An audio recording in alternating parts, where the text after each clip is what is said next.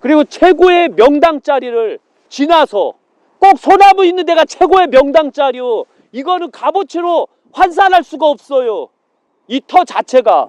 그리고 올라가시죠. 이제 최고의 왕자면 최고의 아버지 자리로 올라가는 겨. 여기는 물이 귀해요. 물이 들어올 수가 없는 곳이라 군데군데 물구덩이를 많이 파고 진흙을 많이 발라놨거든요. 자체가. 이런 거 알아야 돼요. 그리고 비가 많이 와고 물이 쌓여도 물이 빨리 없어져요. 여기 물 빨리 없어지죠? 그렇죠. 예. 이렇게 구덩이에 물이 100mm, 1000mm가 내려도 물이 빨리 없어져요. 이걸 명심하셔야 돼요. 그리고 최고의 왕관 자리.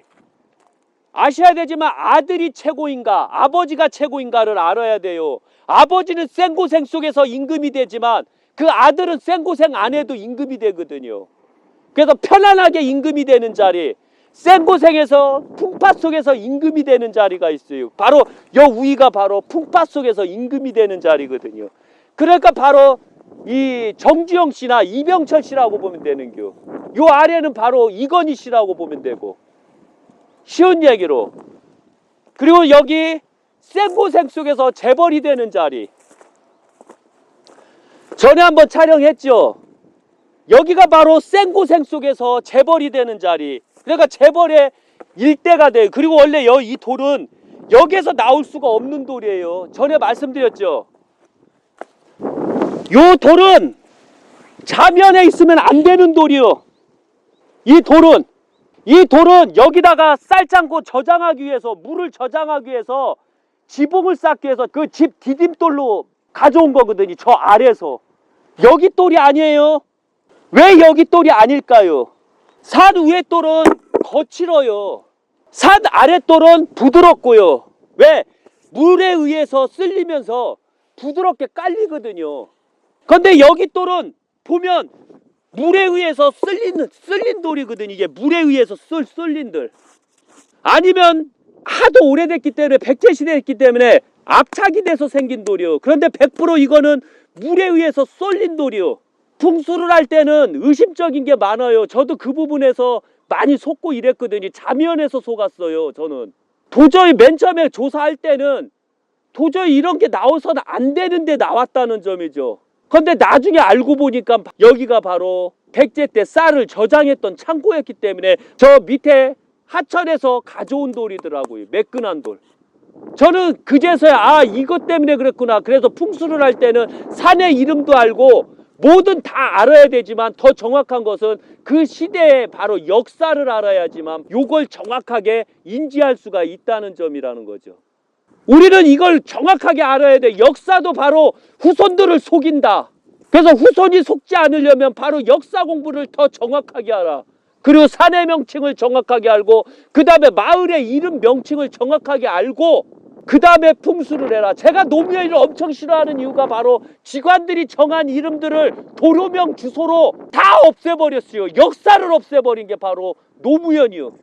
너무 안타까운 게 역사를 없애는 자는 대통령의 자질이 없는 거예요. 우리가 그런 걸 정확하게 알아야 돼요. 그래서 바로 여기가 바위가 이렇게 있었던 건 다 여기 하나하나 다 보면 물에 쓸린 바위예요. 다. 그래서 여기 대자면에 있어서는 안 되는 바위라는 거죠. 요 바위 자체가.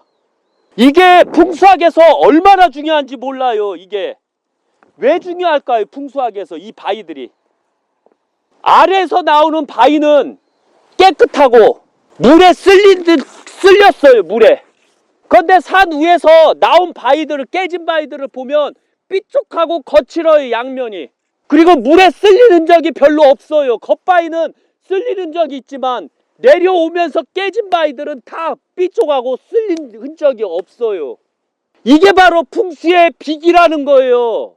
제가 근래 들어서 풍수비기를 많이 오픈하고 많이 알려주는 이유가 바로 사기꾼한테 속지 마라 라는 뜻에서 알려주는 거예요. 그리고 안타깝게도 2025년 대한민국 정부 자체가 바로 풍수를 못하게 만들고 있어요. 그러다 보니까 이 엄청난 풍수지리학이 깨지고 있는 형국이에요. 지금 다. 그리고 사이비들이 바로 풍수를 지배하고 있다는 점이죠. 그러면 안 되는데도 불구하고. 절대로 아셔야 되지만 풍수는 학교에서 배우는 게 아니오. 진짜 배기들은 학교에서 안 배워요. 원래 타고났으니까 배우는겨. 그들은 실제 직관 생활을 하면서 실제 그 상황에 맞게 배우는겨. 학교에서 이론적으로 배운 것들은 다 사입이라고 보시면 되는겨. 그래서 실전적으로 배워야 되고, 그리고 또 조금 있으면 이제 유교 약사생불사 건물이 다 완공이 되고 승인까지 다 끝나거든요. 그러면 유교 약사생불사가 다 대둔산으로 이사오고, 그때 바로 다시 엘로드서부터 다시 풍수를 집중적으로 교육하려고 그래요. 왜? 사이비를 안 만들기 위해서요. 여기가 또 이제 최고의 이 왕관 자리. 여기가 바로 쉬운 예로 기업, 1세대 기업인들이요. 그 생고생 속에서 만든 기업. 정주영 씨가 어떻게 현대를 만들었어요? 이병철 씨가 어떻게 삼성을 만들었어요? 각 기업들이 어떻게 그 그룹을 만들었어요? 바로 요 자리가 있기 때문에 그런 거예요. 제가 항상 말씀드려요. 요 자리는 바로 저기에서 보다시피 저 산 자체가 팔재산이에요. 팔재산이 있기에 자미연이 있는 거예요. 팔재산이 없으면 저도 여기를 자미연이라고 안 해요. 왜 그럴까요?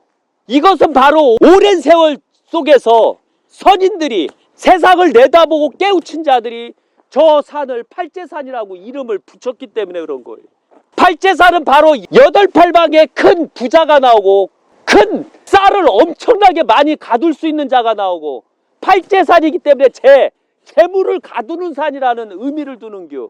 팔재산 뒤에 재물을 가둘까요? 앞에 재물을 가둘까요? 저 뒤 팔재산 뒤는 재물을 가둘 수 있는 공간이 없어요.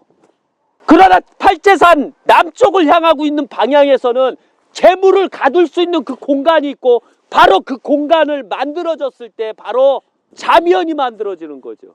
그래서 아까도 말씀드렸지만 대자면이 됐던 시기는 바로 이승만 말하고 박정희 대통령 때 바로 배룡저수지가 세워졌고, 그게 바로 재물을 가두는 공간이다라는 얘기죠. 그래서 여기가 그때서부터 대자면이 됐던 거예요. 우리는 알아야 돼요. 풍수가 어떻게 형성되는지. 우리는 알아야 돼요. 풍수만 할 것인가, 직관을 할 것인가. 2025년 직관들은 안타깝게도 직관이라고 해서는 안 돼요. 또 풍수도 못해요. 이것들이 산세만 갖고 풍수를 하려고 그래요. 물의 움직임, 그 다음에 바람의 움직임도 못 읽는 것들이 풍수를 하려고 그래요. 그래서 우리는 이 유교 약사생물사 풍수편을 보고 많은 사람들이 깨우쳐야 되고 많은 사람들이 알아야 돼요. 그래야지만 우리는 직관들한테 안 속을 수가 있어요.